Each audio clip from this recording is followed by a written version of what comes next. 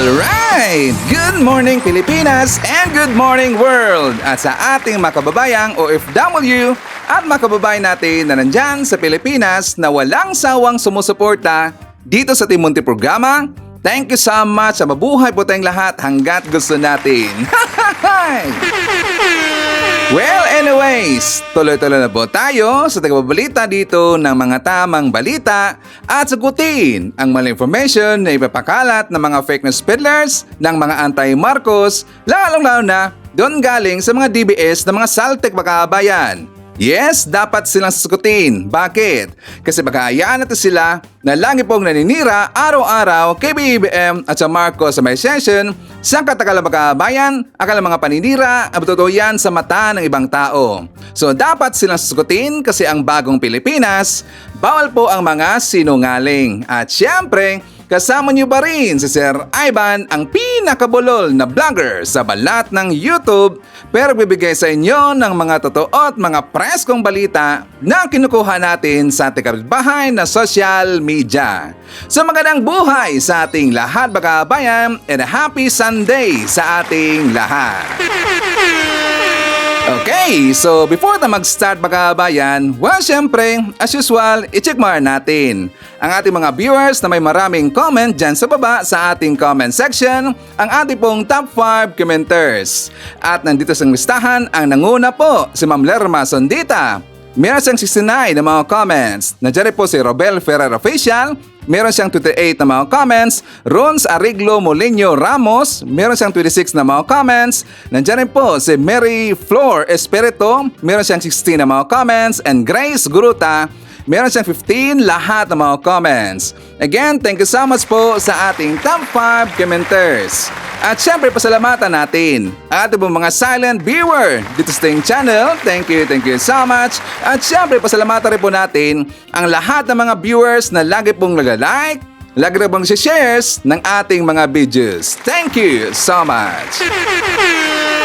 And also mga kababayan ko, i-acknowledge natin ang ating mga channel members. Nandyan si Maria Hermenegilda Panso, Elazar Tony Hinobi, Cosmo Defender, Pusong Inami, Maria Los Lagunsad, Barbara Butler, Katita Dar, Susan Torres, Edmond Castillejo, Samuel Membrado, and Via Bibar. Pasalamatan natin mga kabayan ang nabigay sa atin ng super thanks or pang lemon ni Sir Ivan. Thank you so much kay Antonio Villasinor, nagbigay sa atin ng $5. Thank you so much. Siyempre, i-greet natin ating pong mga suki, mga early birds, yung nanguna po sa pag-comment dyan sa baba sa ating comment section. Nandyan sila si Maricruz Hernandez from North Carolina, USA. Kasama rin po natin si Lynn Gonzalez, Emmy Mapalad, Robin Gorospe, Masking Digma, BOT. Nandyan rin po si Leonardo Esteliero, Jovi Montero, Dax Colvara from Bicol, hi to Florifigo Mapak, Lolita Maneja, Dodi. Nandyan rin po si Leonardo Manansala. Kasama natin si Michael Vinas, Flaviana Abila, and hi to Trining Lozano. Okay, so kumusta ang mga kabayan? How are you today? So kahapon mga kabayan ko, doon po sa ating previous na vlogs na may nabasa po si Sir Ivan. Tungkol pa rin po dito sa top 5 commenters natin. And I believe siya rin po dito ay bago po na viewer or baka siya po ay hater mga kabayan. So sabi niya, bakit ko daw nababasa kaagad at saka meron pong na-generate kagad po na report kung bakit ko nakita ilan lahat po yung mga na-comment po ng ating viewer mga kabayan. So siguro hindi niya napanood po ating mga previous na vlogs kasi nga 'di ba sinabi ko dito na yung report na yan, yung top 5 commenters galing ho yan sa ating previous na vlogs. Kung gaano kadami ang inyong comment doon sa ating previous na vlogs, so ngayong araw niyo po makikita ang report ho natin. Okay? So clear na ba ang lahat? So anyway, since today is Sunday mga kabayan, medyo relax na po ang lahat kasi nga Sunday. Ang iba kasama nila ang kanilang pamilya mga kababayan. Ang iba rin po, nandun po, hindi din alam kung saan sila pupunta kasi nga relaxing day ho tayo ngayon. So sa ating po mga kababayan po, nandun po sa daanan kasi nga pupunta doon sa dagat or mag-beach sila mga kababayan or magpabukid. So please stay safe ho tayo, okay? So meron po tayong bad news ng konti mga kababayan na kahit na yung bagyong Marcy ay nakalabas na po sa Pilipinas, meron pong ibang bagyo na papasok po sa Pilipinas mga kababayan. 'Di ba? Ito po yung pangalanan po kasi nga ito pa ay tropical depression, maging bagyo na ito pong si Maki mga kababayan. So talaga pong sunod-sunod yung bagyo natin diyan sa Pilipinas. So paano na yung ating pong Christmas mga kababayan? Sana hindi po ganun po kalakas itong bagyong Maki na to kasi nga mga kababayan ko, malapit na po yung festa sa amin doon po sa Leyte mga kababayan at saka malapit na rin po yung ating pong Christmas party. So sana po na hindi po ganun kalakas ang bagyong Maki. So anyways, kahapon mga kababayan ko, nakita ho natin na ang dami palang pumunta doon sa rally nila sa EDSA mga kababayan. Ang kanilang EDSA Mini Rally. Marami sa Ivan o maraming lamok at saka langaw mga kababayan. Ang dami talaga eh. At saka puntahan ng mga kababayan, if I'm not mistaken, 8 lahat yung mga vlogger at saka 7 lang po lahat mga kababayan yung mga rallyista. Mas marami pa yung mga vlogger kaysa mga rallyista mga kababayan. Di ba nakatawa talaga eh. Paunti na sila ngayon ng paunti. Kasi nga unti-unti dito pong naglagasan ang kanilang grupo mga kababayan at marami na rin po mga DDS ang hindi na po dito sumuporta sa kanilang ginagawa po na rally every Friday mga kababayan. Pakunti ng pakunti. Kasi nga, syempre yung ibang mga kababayan nila, yung kababayan ho natin po ng mga DDS na mga nauto ng kabilang kampo mga kababayan, nagising kasi sa katotohanan. Nagising sila sa katotohanan na wala naman talagang patutunguhan ang kanilang ginagawa na rally diyan po sa EDSA mga kababayan. At saka alam niyo po, nakatawa dito, 'di ba? Ito po ay nirepost. Ito po ay nirepost po ni Trixie mga kababayan, ni Trixie si Zoraida. 'Di ba? Ginrepost ito ni Trixie and also ni Hital mga kababayan, si Maharlika, nirepost rin po ang kanilang poster, inilagay doon ni Julius Milanio, yung pong si mga kababayan, yung pong si Precious Maute. 'Di ba? So nagpatulong sila sa mga malalaki po na mga vlogger. Pero hindi na po nagpuntahan ang kanilang mga followers mga kababayan. Bakit kaya Sir Ivan? Kasi nga 'di ba kung maalala natin, isa rin po dito sa bumuo ng EDSA Friday group mga kababayan na people power nila dyan sa EDSA Shrine, which is supposed to be sa EDSA Shrine po yung binyo mga kababayan, pero ang kalang rally nandun lang po sa footbridge. Ano ba nangyari? Bakit sila sa footbridge mga kababayan? Kasi nga maliit lang po sila. At saka hindi na rin po sila ito pinapayagan po ng mga polis na mag-rally doon sa EDSA Shrine mga kababayan kasi walang kwenta eh. 'Di ba? What's the point? Ang kailang mga panawagan dito, puro na po katarantaduhan mga kababayan. Kasi nga, the same pa rin po ang panawagan since maisog rally, gusto lang pababaan po sa pesto si PBBM. Pero hindi ho yan mangyari. Bakit? Marami hong supporter si PBBM. At saka mas lalo pang dumadami ang mga supporter po ni PBBM kasi nga pati rin po yung mga Pinklawan, mga Dilawan, sumuportan na rin po kay PBBM at saka sa Marcos admin mga kababayan. Kaya walang kwenta ang kanilang panawagan dyan po sa EDSA Friday at saka sa EDSA Rally ng mga kababayan. Walang kwenta talaga yan. At saka isa pa mga DDS. Yung mga nauto po na mga DDS vlogger, yung mga tanga makabayan, huwag naging sumama dyan sa rally-rally nila. Bakit? Of course, yung mga gunggong na yan, kung bakit sila nandyan lagi po every Friday, kasi sila po ay meron pong sobre makabayan. Sila po ay sponsored. Sino nagsabi niyan? Nalaban natin si Talakira makabayan. Si Peebles Talakira. Isa siya sa mga nagbuo po ng EDSA Friday group. Pero nung time po na nakalabuan na at saka meron pong problema, ito pong si Joy De Viber at saka si Peebles Talakera mga kababayan, di ba ibinulgar dito yung mga nalalaman po ng informations ni Peebles tungkol po sa mga rally-rally, lalo na tungkol dyan sa EDSA Rally Group mga kababayan na sila po ay sponsored. Kaya itong mga DDS na iba na mga supporters nila, hindi na po sumama mga kababayan kasi nga hindi naman sila nakakabenepisyo dyan. Ang nakakabenepisyo dyan mga kababayan, yun po mga vlogger at saka yung ibang mga nauto dyan. Ulitin na po natin, sila po ay merong sobre or sponsor mga kababayan. Like for example, doon po sa post ni Julius Milanyo mga kababayan, ni Precious Maote, pagkatapos po sa kanang rally every Friday, nagpupunta sila yan sa mga restaurant mga kababayan at meron pong sponsor yan. Diba? Tapos kasama ba nila yung mga rallies na makabayan? Hindi. Sila lang po. Kasi sila po ay sponsor makabayan. Yung iba, nauto lang po. At saka nakatawa dito, no? Ang posting po ni Spencer Makabayan, ni Maui, sabi niya, consistent and persistent. The EDSA Friday Group. Baba ka na, Marcos Jr. Huwag mo nang hintayin, lumaki pa kami at lumakas. Lumaki ba sila makabayan at saka lumakas? Lumiit nga eh. Paliit ng palit nga eh. Nakatawa naman. At saka sabi pa niya, kakaladkarin ka namin palabas ng palasyo ng mga ahas. Nakaladkad ba na makabayan? Ilan na bang times na nakaroon sa dito po ng EDSA Friday? Mga 30 na ba or 20 plus or 30 makabayan? Nakaladkad ba nila si PBM palabas sa palasyo? Diba hanggang ngayon? Plus, ang Maisog Rally. O may pikto ba yung Maisog Rally makabayan? Hindi. Mas lalo po silang lumiit makabayan. Paliit na ng paliit at saka dumadami na dito po ang hindi na po naniniwala sa kanila. Kasi nalaman po ng taong bayan, walang kwenta ang kanilang mga pinaglalaban makabayan. Diba? Sila na po dito ang nagkakapera. At saka napansin ba natin yung mga DDS kapag tungkol po sa pera makabayan, di ba? Kapag sila po yung magkalabuan dito, tungkol talaga yan sa pera. So nagsabi, si Pibos Talakira makabayan. Okay. Di ba nakatawa talaga eh. Tas nalungan pa ni Hitad. Nag-post doon si Hitad. Na-post itong si Trexie. Walang epekto makabayan. Tanga talaga eh. So anyways, forward tayo.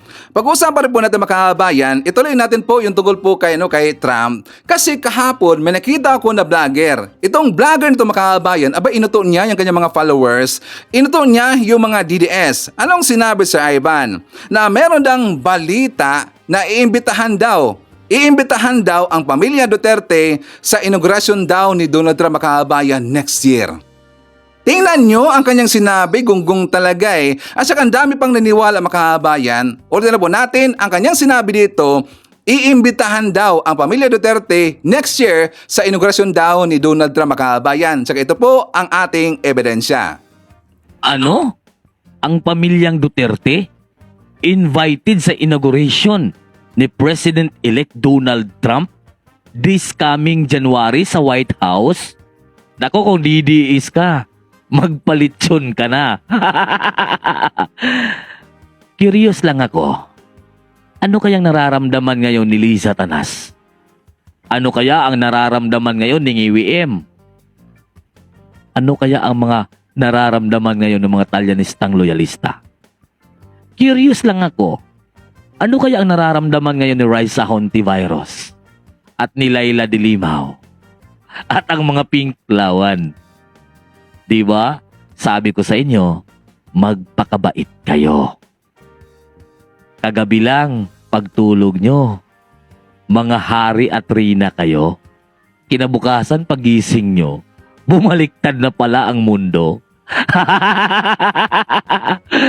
Lagi niyong tatandaan na ang mga didiles maglilinis at magwawalis sa 2028. Alam nyo na kung sino ang aming lilinisin. Tahol mga bangag. Tahol.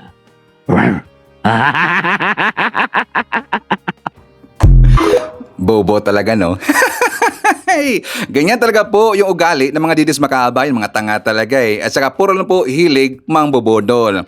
Totoo ba yan Sir Ivan na imbitahan po yung pamilya Duterte sa inaugurasyon po ni Donald Trump? Hindi makabayan.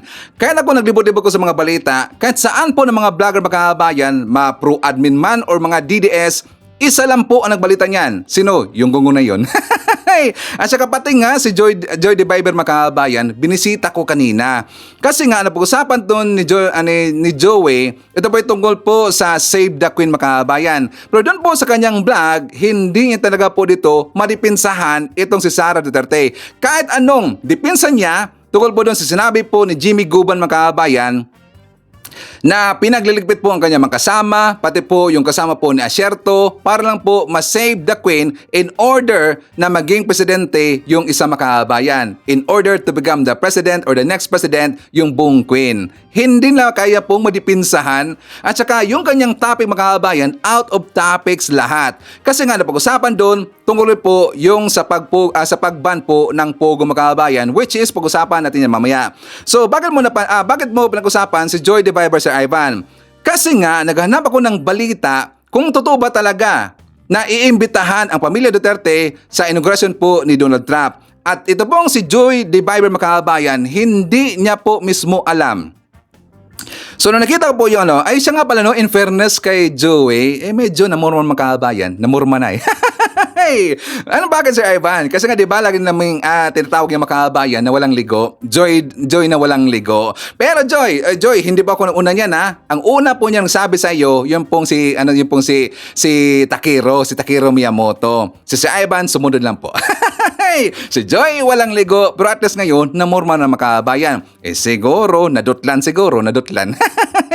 So ngayon, nakita ko doon sa sa nag-comment sa kanya, ang kanya pong follower makabayan. Sabi dito ni Jeffrey Navarro, totoo po ba invited ang Duterte sa victory party ni Trump? So nung nakita niya makabayan, nung nabasa niya, sabi niya, sino nagbalita niyan? Hindi ko pa yan nalaman, tsaka i-verify pa daw niya makabayan. I-verify pa daw ni Joey, mismong DDS hindi lang alam makabayan. So sino lang po nabalita dito? Yun ang pong gonggong kanina. Kaya sa mga mainstream media, walang alam makabayan. At bakit naman po iimbitahan yung pamilya Duterte sa inauguration po ni Donald Trump? Samantalang wala na hong kwenta itong si Digong. Ulitin na po natin, wala na hong sa kapangyarihan itong si Digong. Bakit naman po siya iimbitahan po ni Trump makabayan? Diba? Makes sense ba? Gonggong talaga At gusto kasing ipakita nila sa kanilang mga viewer na sila ngayon ay pro-US makabayan. Hindi po lahat mauto dito. Kasi alam po natin na ang kanilang dugo makabayan ay talaga sila po ay pro-China. Alam ho natin yan. Sila na po dito po ay tumuntong sa success ni Trump. Kasi gagamitin na dito po si Trump makabayan. Pero si Trump mautak ho yan. Hindi po yan dito sasakay sa gusto po ng mga DDS makabayan. Kasi nga meron pong nangyari ni Trump at saka ni Digong noon, sila po ay not in good terms. At ayaw po ni Trump sa taga-China makabayan. Alam ho natin yan, di ba? At saka meron po silang post. Ano yan Sir Ivan? Meron silang post, ito po ay pananakot makabayan kasi nga ginamit na dito, ito pong si Zelensky. Si Zelensky, alam mo natin, marami siyang nakamayan, makabayan ko, na medyo minalas talaga. Marami siyang nakamayan na minalas. Like for example, di ba, nakamayan po ni Zelensky, ito pong si Kamala Harris, di ba siya po ay natalo po ni Trump makabayan. And also ito pong si Biden, nakamayan niya, at saka the rest po ng mga leader po sa ibang lugar makabayan, nakamayan niya na kung saan minalas. So dito po sa kanilang ipinakita po na picture, dyan po sa baba makabayan, ang next daw na mamalasin si PBM. Di ba meron pong nakalagay na danger dahil daw sa golden touch ni Zelensky. Mamalasin ba? At saka meron pa ditong nakalagay makabayan na sana daw kayo na pong bumasa niyan kasi nga pangit po ang kanilang mga sinabi makabayan. Sabi dito po ni Marvin Laude, I am waiting for the, kayo nang bumasa makabayan, takes effect on BBM. I hope that the blank will take effect sooner than expected. At dyan po sa baba makabayan, the golden touch, nakamayan ni Zelensky itong si PBM. At yan lang daw ang kanilang pag-asa makabayan. Kasi nga hindi po imbibikto dito ang kanilang IDSA People Power. Kasi ang kanilang IDSA People Power naging mini People Power makabayan. Tingnan nyo ang kanilang pag-asa si Zelensky makabayan, gonggong talaga And also pag-usapan po natin, pag-usapan natin po itong si Hitad makabayan. Kasi nakita ko kahapon, during po sa live ni Hitad, nag-message sa kanya yung pong si Pedialix makabayan, yung si Kalbo, yung pong si nung pangalan nun, basta yung Kalbo makabayan sa Pedialix. During po sa live po ni Hitad, kinontak niya itong kinontak siya ni nagkalimutan ang pangalan nun basta sa Pinilis Makabayan. Kinontak niya itong si Hitad at saka nag-reply po itong si Hitad Makabayan. So dahil po hindi sila mapahiya, dahil nga epic fail ang kanilang rally doon po sa EDSA Makabayan, even yan po'y pinost nila, pinablish nila for 1 week Makabayan or almost 2 weeks, hindi pa rin po epektibo. Wala napuntahan doon ng mga ralista. So para po yun ay ma-divert Makabayan at saka po makalimutan po ng mga followers nila na epic fail po ang kanilang EDSA rally. Ang kanilang pinag-usapan doon, itong tungkol sa plano ni Trump na magkaroon dito po ng mass deportation kasi nga 'di ba ang plano po ni Trump Makabayan, magkaroon dito po ng mass deportation sa mga tao sa nandun po sa US na kung saan hindi sila or undocumented sila Makabayan. 'Di ba yan po ang plano ni Trump? Yung mga undocumented na tao doon po sa US, plano niyang ipapa-deport Makabayan or magkaroon dito po ng mass deportation. So dahil po ang nabalita niyan sa atin, yung pong ating Philippine Ambassador to the Washington, ito pong si Babes Romualdez Makabayan, yung pinsan po ni Speaker Martin Romualdez. So dahil po siya po nagbalita, hindi siya naniniwala kaagad. Bakit? Siyempre, Romualdez Makabayan. Kasi nga alam mo natin kung gaano po kagalit ito pong si Hitad dito sa mga Romualdez. So, iniba niyang style kaagad. Ang sabi niya, sumipsip daw itong si Babes Romualdez Makabayan. At para po maintindihan natin, ipakita ko muna sa inyo ang vlog po ni Hitad. For more details, let's watch this. But what is my point of view about it? In terms of interview ng hunghang uulupong, okay, na pinsan ni Bangag na si Babes Romualdez. Ang Babes Romualdez na yung matandang sana kunin na ng lupa. Akala mo hindi ko alam.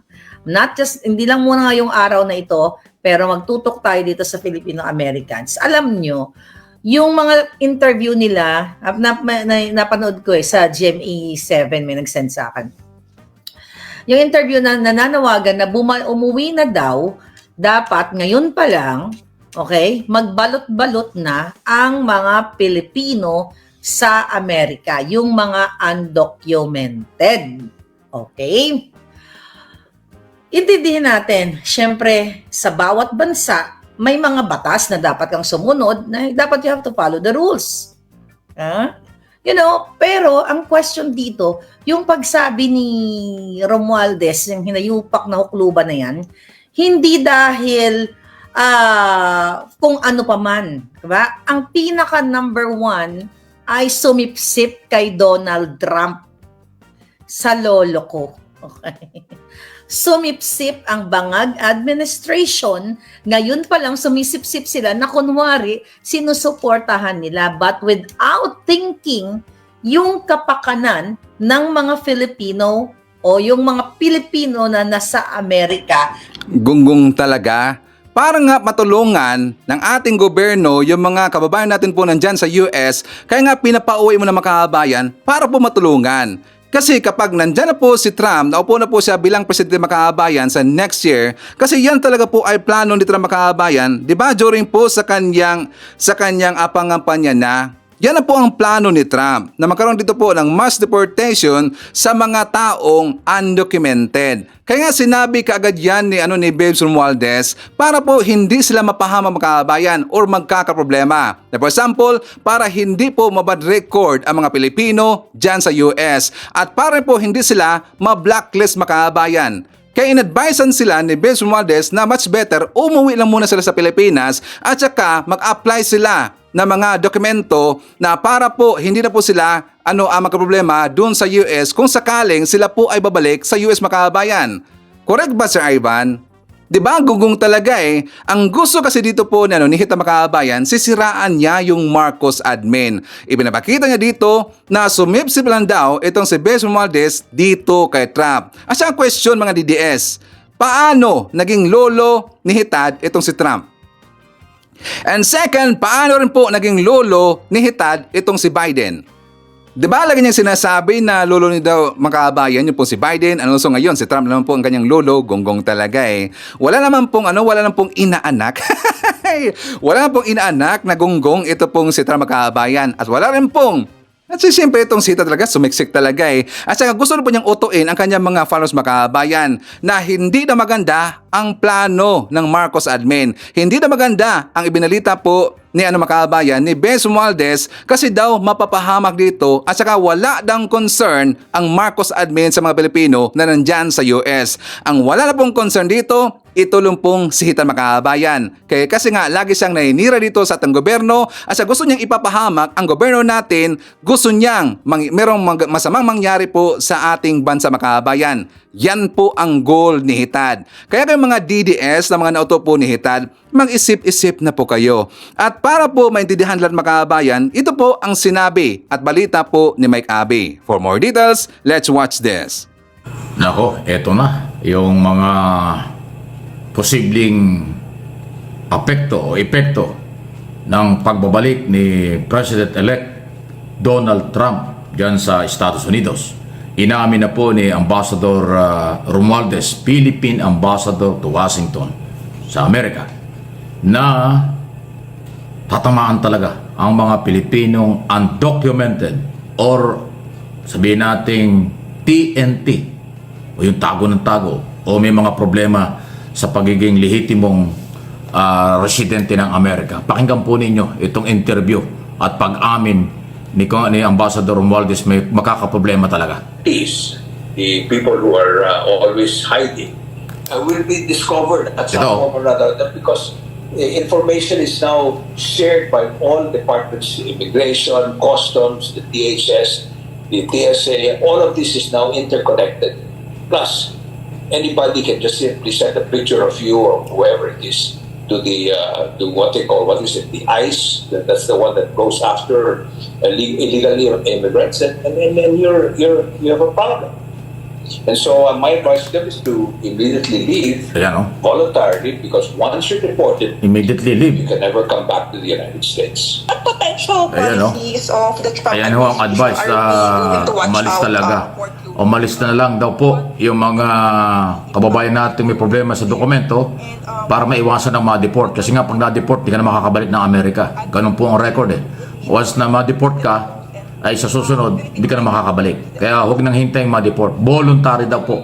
Antindi Ang Ambassador Romualdez po ito. He Ito, won on the hanggang po basis ninyo. that he will remove or he will deport all illegal immigrants here in the United States.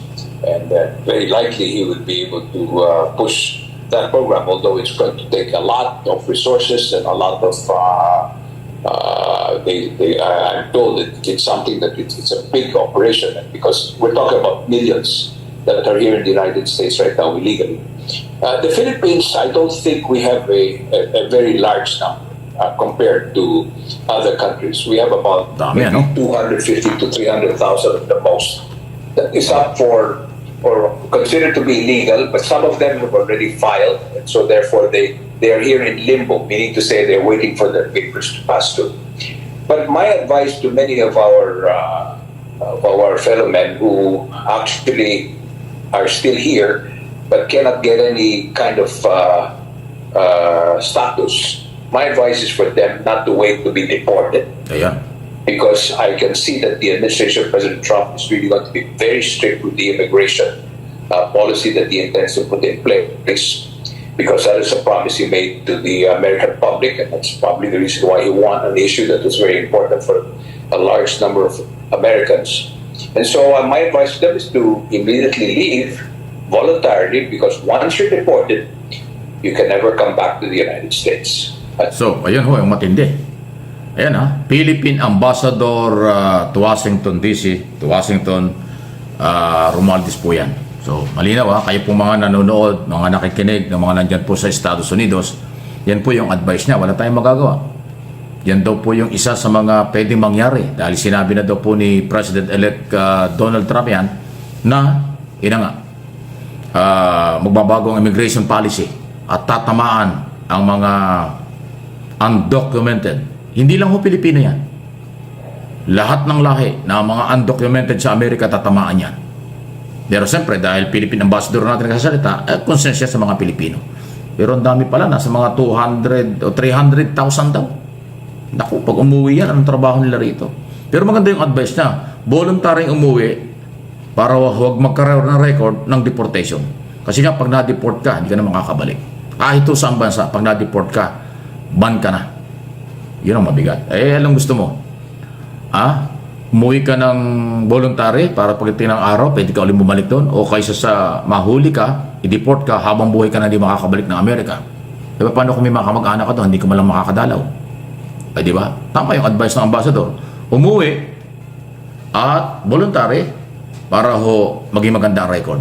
Mali mo, halimbawa 4 na taon si Trump, after 2 years magbago, mag-open ulit ang mga policing pagbabagong payagan ng mga ibang lahi pumasok sa kanila. Di ba? O kaya after ng term ni Trump, yung susunod na presidente, i-open ulit yan. Yun yung pag-asa. So, malungkot na balita ito, pero kailangan kong ibalita dahil marami po yung 300,000 na Pilipino. May mga pamilya yung iba dyan. Alam ba nyo sa Amerika, maraming Pilipino, TNT pa rin, pero may mga pamilya na rin. Paano yun? Plus 2, plus 3 yan, yung asawa, mga anak. At yung mga pamilya nandito na umaasa, alam mo naman, basta ang Pilipino nasa abroad, inaasahan ng pamilya rito, pasintabi na. So, marami po. Milyon natatamaan dyan. Times 3 na lang Times 4 na lang di, mahigit na 1 milyon. Yung asawa, at kung dalawa yung anak, kung lahat yan may pamilya, wow! Pamilya rito umaasa sa kanila. Yung pamilya doon na pwede nilang iuwi rin. Maliban lang kung doon pinanganak yung mga anak nila, yun, American citizen. Pero yung, malabo, no? Basta undocumented, walang legal na dokumento ang winawarningan po ng Amerika at yan na po ang kinumpirma ni Ambassador Romualdez, ating ambassador sa Washington. Mangyayari daw po yan. So at least hindi late. January pa, kung di ako kakamali, magre-resume si President Trump. So meron pang ilang buwan. After na, baka ipatupad na kaagad. Iba talaga ang galaw ng Republican Pero tayo magagawa, bansa nila yan Yung kanilang policy masusunod, hindi tayo. Yung mga turista pupunta in and out ng Amerika, alam problema.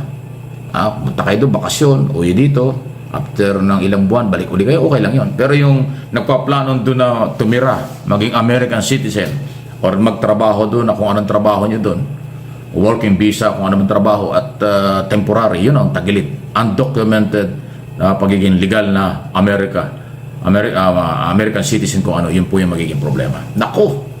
Ayan na! Paano kaya? So, big challenge ito sa ating Department of Labor and Employment, Office of the President. Paano nila paghahandaan ito? Marami-rami ito. So, siyempre pag uwi rito, good for 3 months, 2 months lang na mag-i-enjoy ang mga yan. May pera pa, pero after nun, wala na. Paano yung pamilya? So, ayan na. Talagang may mga pagbabago kagad. Tingnan natin kung ano magagawa ng ating gobyerno. Ano magagawa ni President Marcos o kaya ni Ambassador Romualdez. Kung paano bigyan ng proteksyon. Pero kung yun ay policy ng incoming President ng Estados Unidos, wala tayong magagawa ron. Consideration na lang. Tingnan natin. Pero, inuulit ko, ang advice po ng Ambassador, voluntaring umalis kayo dyan sa US para hindi magkaroon ng bad record. Kasi nga, pag na-deport kayo, wala na. Hindi na kayo makakabalik dyan. Bad record talaga yun. So, ayan po yun. Okay? At least, meron naman hong ganyang advisory, ganyang mga informasyon na kaya isinir ko agad sa inyo at pinarinig ko pa at pinakita ko pa yung mukha ni Ambassador Romualdez para lihitimo. Hindi fake news o hindi ito pananakot kung ano. Concern lang dahil maraming Pilipino sa Amerika, higit sa lahat, yung remittance ng mga OFW, mga Pilipino sa abroad, especially sa Estados Unidos, napakalaki ng tulong sa ekonomiya ng bansang Pilipinas. Ayun, maaaring mabawasan yan. Tingnan natin, kaabang-abang ang mga kaganapan. Ang dami pala mga TNT dyan sa US makakabay sa Amerika, 300,000 or 300,000 plus mga undocumented po ng mga Pilipino, which is talagang dapat na yan po ay maresolba makakabayan. Saka yung advice po ni Babes Romualdez, ang ating pong Philippine Ambassador, for the greater goods kasi yan makakabayan. At para po makakabalik pa ang ating kababayan po ng mga Pilipino dyan sa US. Ulitin po natin, kapag kasi sila po ay mahuli mga kababayan, sila po ay ma-blacklist na dito at hindi na po sila makakabalik dyan sa US. So para sa akin, okay po ang ginawa po ni Babe Romualdez na nabigay siya kagad po ng advisory na papauwi na niya yung mga Pilipinong undocumented. At saka tingnan nyo no, 300,000 lahat. Kung ganyan po kadami ang TNT dyan po sa US makabayan, gano'n rin po yan kadami ang mga OFW nandito po sa Riyadh, Saudi Arabia. 300,000 rin po sa makabayan. At saka meron po itong mga kababayan natin makabayan, alam mo natin yan na meron talaga po mga TNT, alam natin yan. Pero yung mga TNT na nandito po makabayan, sila po talaga problema. Bakit? Kung sila ay mahuli, siyempre sila po ay magkaroon ito po ng penalty or fine, malaki makabayan. If I'm not mistaken, 12,000 saryata yon. And also sila po ito po ay ipapakulong makabayan. Diba malaking problema? Alam ho yan ng mga OFW nandito po sa Riyadh, Saudi Arabia, alam nila po yung penalty kapag ikaw po ay TNT makabayan. Malaki ang fine plus meron pong kulong. At the same time, ikaw po ay i-blacklist makabayan. So para po maiwasan yan, ang gusto ni Babe Romualdez, dapat umuwi muna sa Pilipinas at saka mag-file kayo doon ng mga dokumento and after that, bumalik kayo sa US. Ganun na po kasimple makabayan, di ba? Pero doon po sa vlog po ni Hitad, iniba niya kaagad, gusto niya, inudyukan niya ang kanyang mga followers na magalit sa Marcos admin at magalit dito kay Babe Romualdez makabayan. Di ba? Gonggong talaga eh. So before tayo po mag-jump po sa ating next topic, isarmar natin. Nandyan po si Joe Elec, hi to Boboy Elmido Colsen sa Dugyo, hi to Robert Dolos na nandyan sa Iloilo, hi to Dolos family. Also, i-greet natin si Gerald Villanueva, hi to Ruben Basinga Salindong, Wing Salvatierra, Jaime Ignacio, Lisa Dakotanan Candido, kasama rin po natin si Emerald Gemini, Nonski Pasamonte, hi to Anjang Aison, Gorgonia Angala, Apple Nash, Mercy Calatrava, Judith Dumas Panya, Janet D. Narvaez, hi to Nida Ichhaka, Elsa Hoffman, and hi to Alicia Lee. Mga kababayan ko, pag-usapan muna natin yung inilabas po na balita. Actually ito po yung napirmahan po makabayan, yung Executive Order 74 yata yon, yung total ban na po ng Pogo makabayan. 'Di ba pinirmahan po ni BBM the other day. So ito na po ay dapat po ipapatupad before po matapos yung December makabayan, dapat ban na po ang ito pong Pogo makabayan. Yes, ang Pogo. Okay? So, doon kasi sa inilabas po na Executive Order makabayan, may mga question ako doon. Merong question po sa Ivan. Pero paunahin muna natin po yung nakita rin po na butas ni Senator Risa Hontiveros. For more details, let's watch this. Inilabas na ng Malacanang ang executive order para sa tuluyang pagbabawal ng Philippine Offshore Gaming Operators o POGO. Sa ilalim ng Executive Order No. 74, iniutos ni Pangulong Ferdinand Marcos Jr. ang agarang pagban sa POGO, internet gaming at iba pang offshore gaming operations sa Pilipinas. Ang desisyon ng Pangulo ay bunsod ng mga banta at negatibong epekto nito sa bansa. Kabilang na ang pagtaas sa crime rates, partikular na ang paglaganap ng human trafficking, scamming, kidnapping at iba pang kriminalidad. Gayon din ang banta nito para mapigilan naman ang pamumuhunan ng mga dayuhan at turismo. Unang iniutos ni PBBM ang agarang ban sa POGOs noong kanyang State of the Nation address. Nagpahayag naman ang ilang senador ng pasasalamat sa Pangulo sa paglagda ng executive order upang tuluyang ipagbawal ang operasyon ng POGO. Ayon kay Senador Joel Villanueva, ang hakbang na ito ay nagpapakita ng katapatan ng gobyerno sa permanenteng pagpapatigil ng POGO at pagtitiyak ng kapakanan ng mga Pilipinong nawalan ng trabaho. Higit na matimbang anya ang epekto ng POGO sa lipunan kaysa anumang benepisyo nito. Pinuri naman ni Senador Sherwin Gatchalian ang mga aksyon laban sa POGO ng mga kaukulang law enforcement agencies, partikular na ang Presidential Anti-Organized Crime Commission o PAOC, Philippine National Police o PNP at National Bureau of Investigation o NBI. Umaasa naman si Senate Pro Tempore Jinggoy Estrada na hindi pababayaan ng mga ahensya ng gobyerno ang mga apektadong Pilipinong manggagawa alinsunod sa kautusan ng Pangulo na bigyan sila ng karampatang tulong. Bagaman nagpahayag din ng pagsuporta sa naturang EO si Senador Risa Hontiveros, sinabi nito na may mga bagay pa rin na hindi malinaw sa naturang kautusan. Pangunahin na anya rito ang tila pagsasaklaw ng mga kasino na lisensyado at operated ng Philippine Amusement and Gaming Corporation o PAGCOR dahil nagpapatakbo rin ng mga ito ng offshore online games of chance. Ibig sabihin ba anya nito ay maaaring magpatakbo ng pogo sa mga casino establishment gaya ng sa Parañaque City at Pampanga at iba pang mga resorts na may naturang operasyon. Hindi rin malinaw para kay Senador Ontiveros kung sakop din ng ban ng SEZA at iba pang economic zones. Kaugnay nito, tiniyak na mababatas na mapupunan rin ang mga butas sa pag-amyenda ng Anti-Pogo Act of 2024 na nakahain na sa Senado. Okay, so i-broad natin po yung ibig sabihin po ni Senator Risa Ontiveros, mga kababayan. Okay, so babasahin mo natin. Dito po sa nakalagay po sa EO, mga kababayan, sabi dito na immediate ban of Philippine offshore gaming and internet gaming and other offshore gaming operations in the Philippines and for other purposes.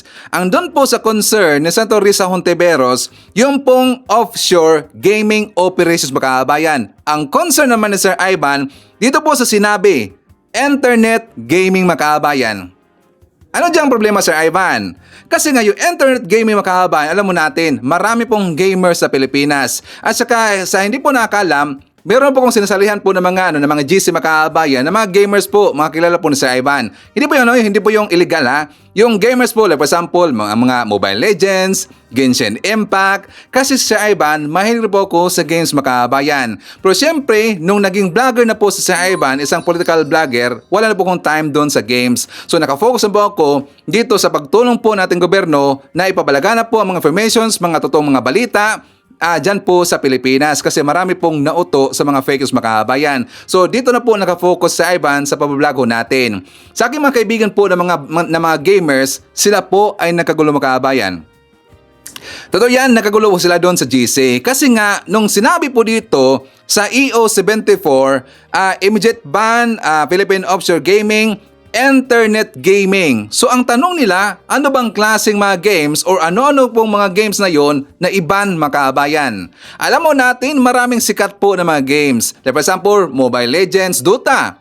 Pati po yung Genshin Impact. Marami, mga kababayan. At marami pong nakagusto sa mga games na yan. So sila po dito po ay na-confuse, natakot, na baka po yung mga games na yan po iban rin po sa Pilipinas, mga kababayan.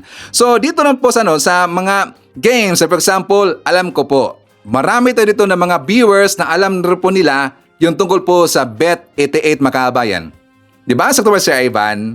Diba yung Bet88? Diba lagi nyo nakikita dyan sa inyong mga advertisement, sa Facebook, sa Twitter, or sa X, sa TikTok, mga kababayan? Diba meron pong name, Bet88?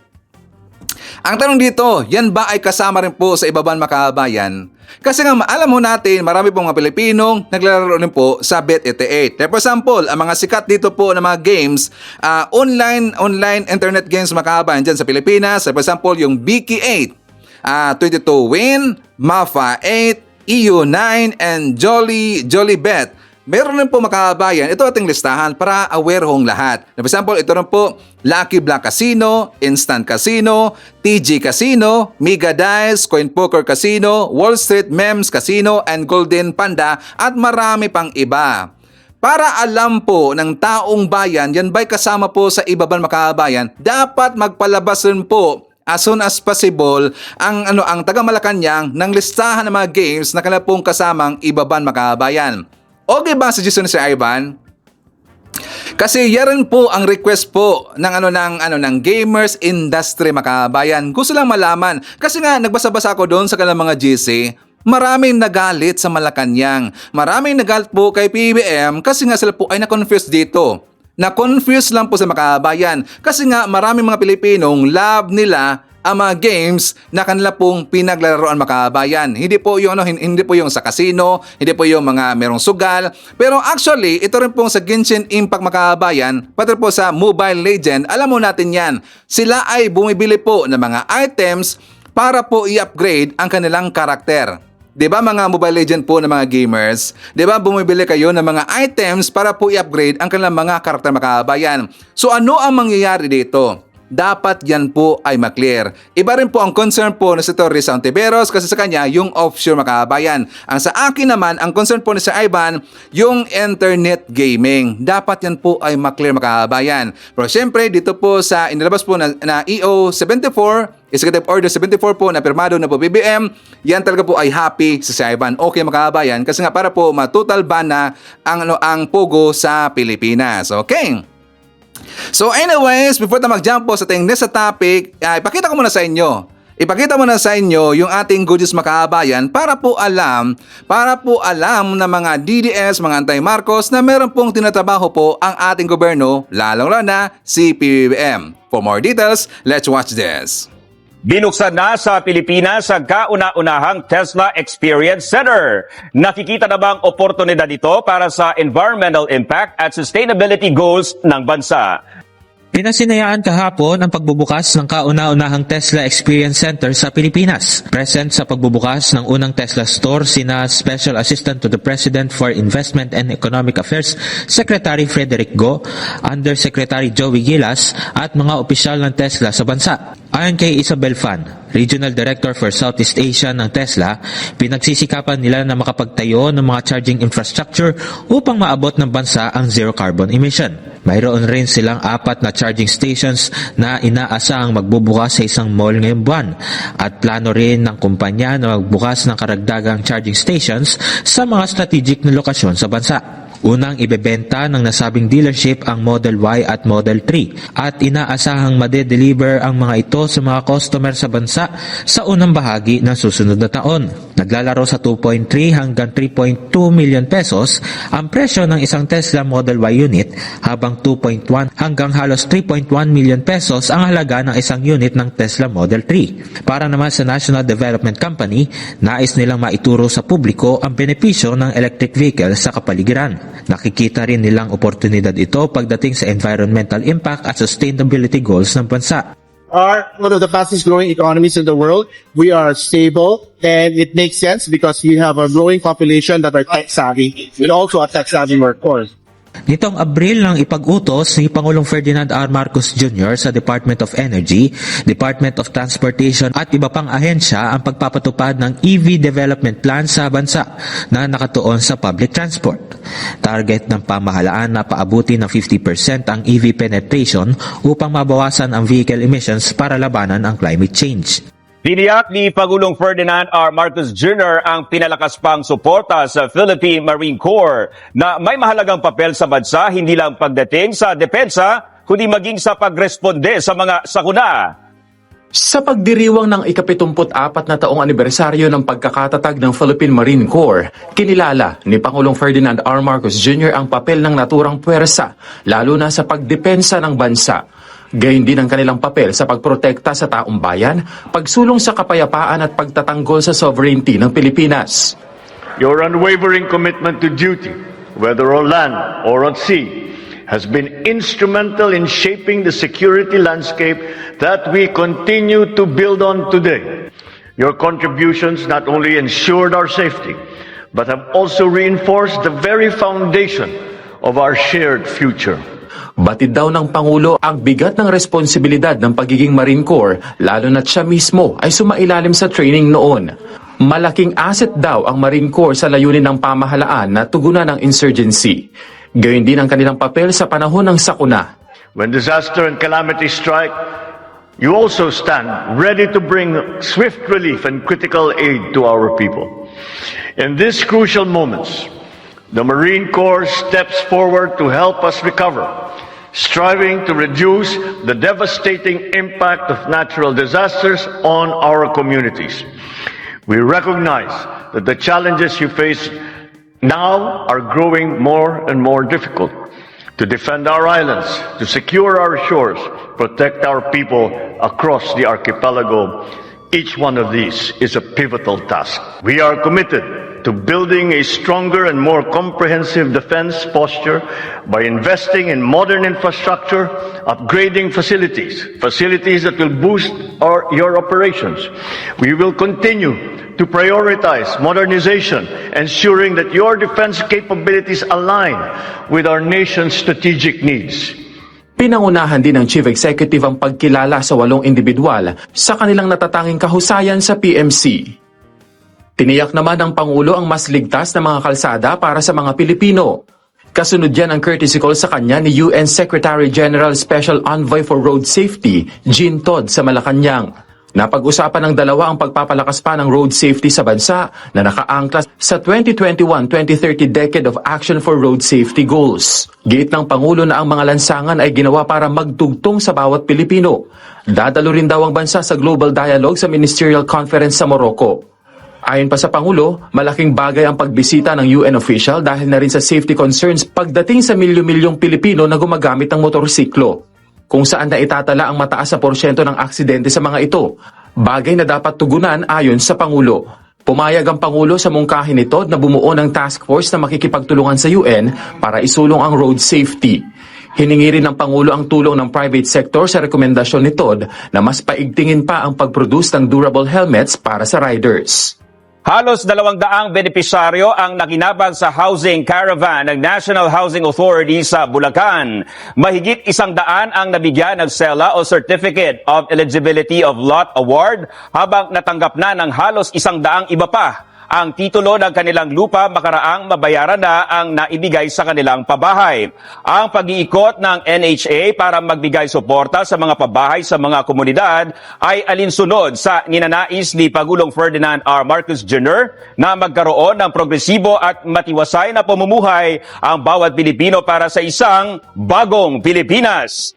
Patuloy pa rin tinatangkilik ng mga Pilipino ang murang bigas sa Kadiwa Store. Simula January hanggang October ngayong taon, halos 6.5 million bags na ng murang bigas ang naibenta sa mga Kadiwa Store. Rise and shine Jayan, kung gulay at prutas ang pangunahing itinitinda sa Kadiwa Center, dito sa Kadiwa ng Pangulo sa Disiplina Village, Barangay Ugong, Valenzuela City, murang bigas ang pangunahing itinitinda at binibili ng masa. Mas pinalawak pa ang 29 pesos at Rice for All program ng Kadiwa ng Pangulo. Isa ang Kadiwa Center sa Disiplina Village dito sa Valenzuela City sa nagbebenta ng murang bigas. 50 sako para sa P29 program ng Kadiwa ang inihanda ng Kadiwa dito simula kahapon, habang 30 sako naman para sa Rice for All program.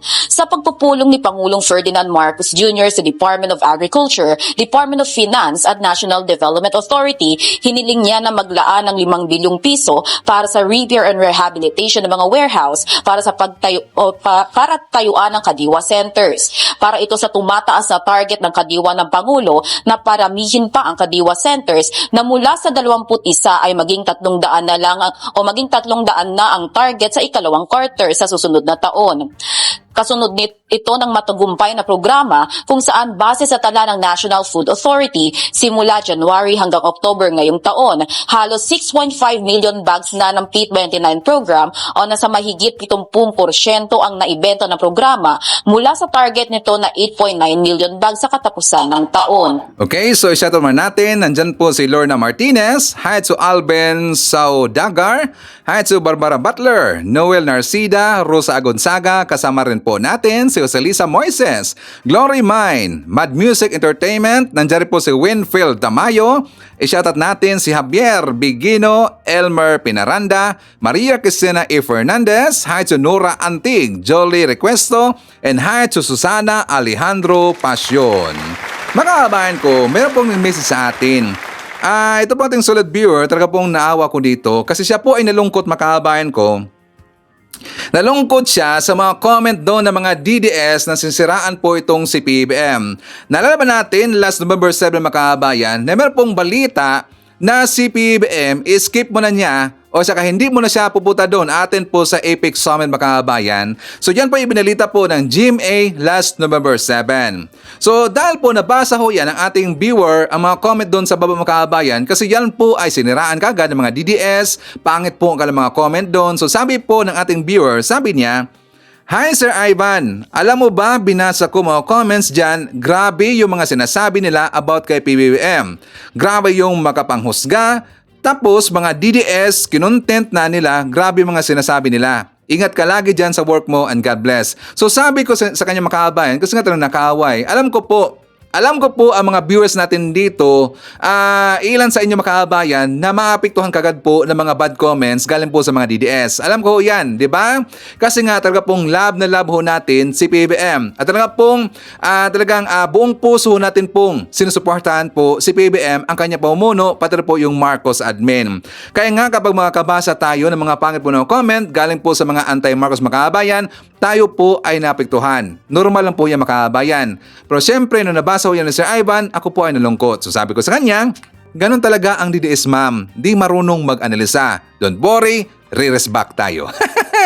Okay, so re-rest back tayo makabayan. Kasi meron kong nakita po na vlogger, yung pong kapatid po ni Banat Bay, doon pong si Coach Ole makabayan. Kasi nga, ito pong gunggong nito, ito pong si Coach Ole, sinisaraan niya itong si PBBM. Yung tungkol po sa flood control project makabayan, hindi kasi sila dito makakamove on sa flood control projects kasi wala silang ibang gagamitin ngayon or magagamit nilang ikakapanira dito kay PBBM. So ang sabi nila, tingnan nyo mabuti kung hindi ito excuses. Sabi na ni PBBM na overwhelmed daw kasi mas malakas si Christine kaysa sa Yolanda. Pero teka muna, after ng SONA, nakatatlong bagyo na tayo. Yung una at pangalawa, binaha din tayo. Hindi yun malakas. It's not because of Christine, sabi po ni Coach Ole makabayan, it's not because of Christine, it's because of you. Yung gobyerno nyo, mahina. Wala tayong pupuntahan kung puro tayo excuses. So para po maintindihan or para po natin ma-recall yung sinabi po ni PBBM Kabayan, ito po ang ating balita. For more details, let's watch this. I don't want to talk about. I need to talk about what's happened here. At nakita naman ninyo kung gaano kalaki ang naging sira sa infrastructure. At yun ang tinitignan namin, in-inspection namin. Tapos yung kabuhayan at marami talagang ang laki na talaga ng tubig. Maraming nagsasabi, nababasa ko sa dyaryo, naririnig ko sa radyo, television, nasa na mga flood control. Nandyan ang mga flood control na overwhelm lang. Tignan ninyo ang statistic. Nung bagyong Undoy, 400 plus centimeters ang bumagsak na tubig. Dito sa Christine, ang bumagsak na tubig is about 700 plus. Halos doble ng Undoy. Kaya yung flood control ginawa natin para sa mga baha kagaya ng Undoy. Bago ito, kausapin nyo yung mga tao. Yung mga lugar na gumuho ang lupa, ngayon lang nangyari yan. Hindi pa nangyari sa buong buhay nila, sa buong kasaysayan ng mga lugar na yon na gumuho ang lupa dahil napakalaki ng tubig. Tapos yung mga nabaha, ganun din. Bumabaha siguro dati, pero hindi ganito kalaki. Nagbago talaga ang panahon. Kaya yung climate change na aming pinag-uusapan ay talagang naging nakikita na natin. Hindi na kailangan ipaliwanag dahil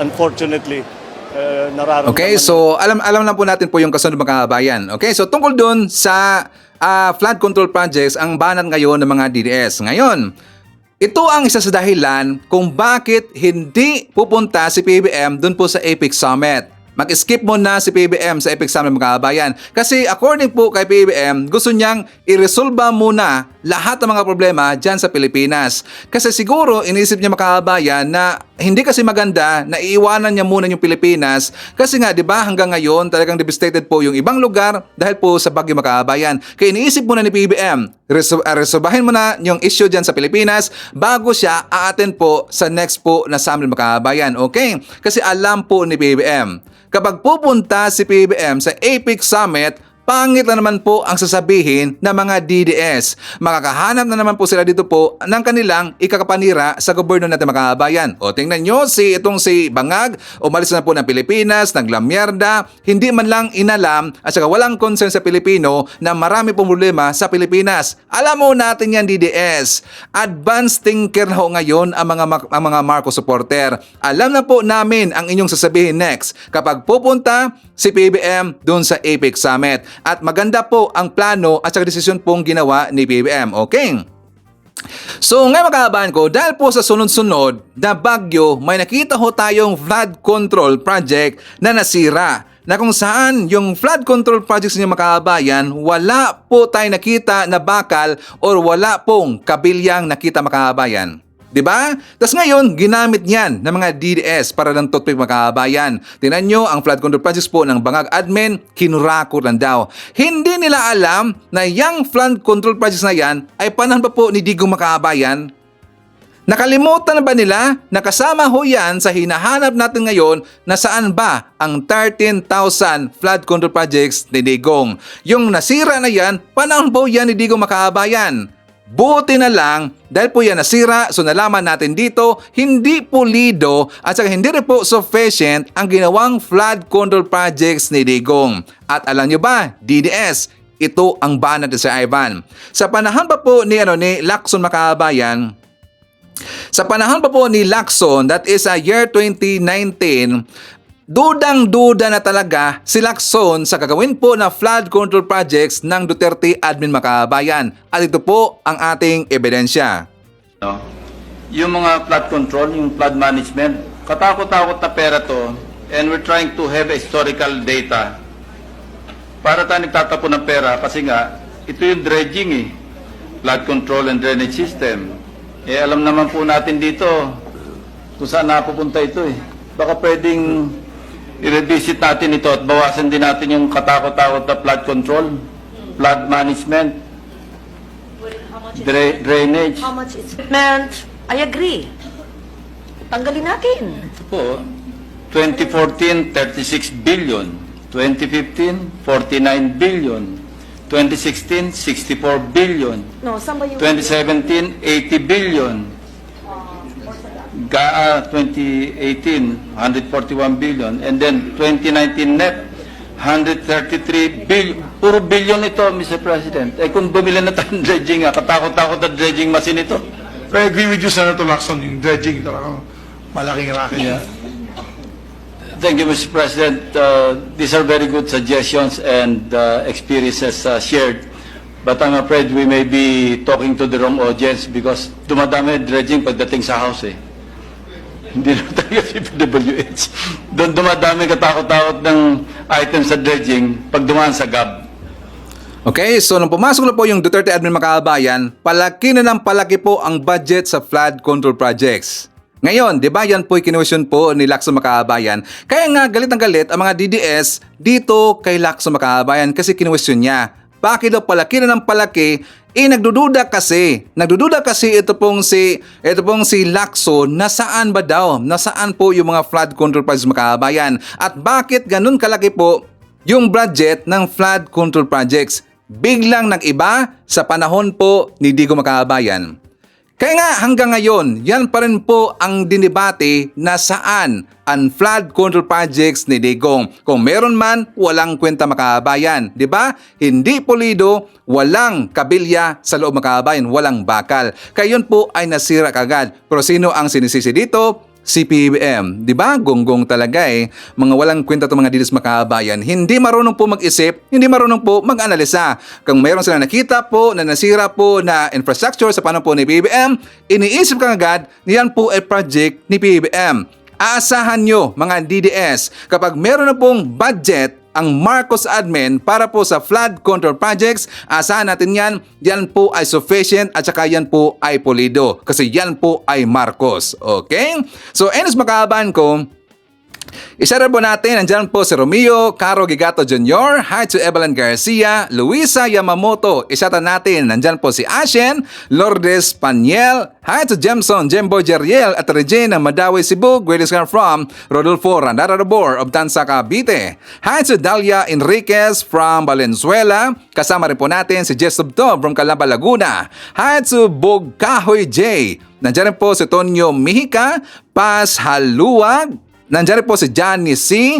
Berdadino Paduga. Nandiyan po si Jodeth Edora, Elenita Bisaya, hi to Cheng Belen, Robel Ferrer Official. Kasama rin po natin si Shirley Risman and hi to Erica Mapagmahal, Tokyo, Japan. Okay, so mga kababayan ko, yan po ating manakalap na mga balitang ngayong araw. Kung nakaabot ka po sa portion na to, sana nakapag-like na ho tayo. Libre po ang mag-share, libre din ang mag-subscribe. Again, maraming salamat sa mga viewers na hindi nag-skip ng ating mga commercials. Thank you so much. At before natin tatapusin ang ating programa ngayong araw, sana sabayan nyo si Sir Ivan para sa ating live messaging prayer.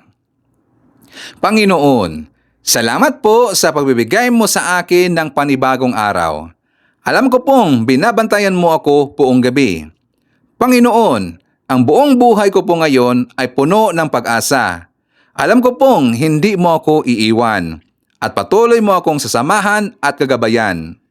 Kapag nakatagpo po ako ng mga problema at kapag nakakaramdam ako ng panghihina ngayon, mangyaring tulungan mo po akong malampasan ang mga hadlang. Naniniwala ako sa iyong plano. Alam ko po, Panginoon, na magiging mas mabuti ang araw na ito dahil nagbabago ang lahat kapag ikaw ay aking kasama. Salamat po, Panginoon. Ang lahat ng ito ay aming sama-samang panalangin sa ngalan ni Kristong aming Panginoon. Amen. So maraming salamat mga kababayan, and I hope to see you again on my next video. Rocking around the Christmas tree at the Christmas party hop. Mistletoe hung where you can see every couple wants to stop. Rocking around the Christmas tree, let the Christmas spirit ring. Later we'll have some pumpkin pie and do some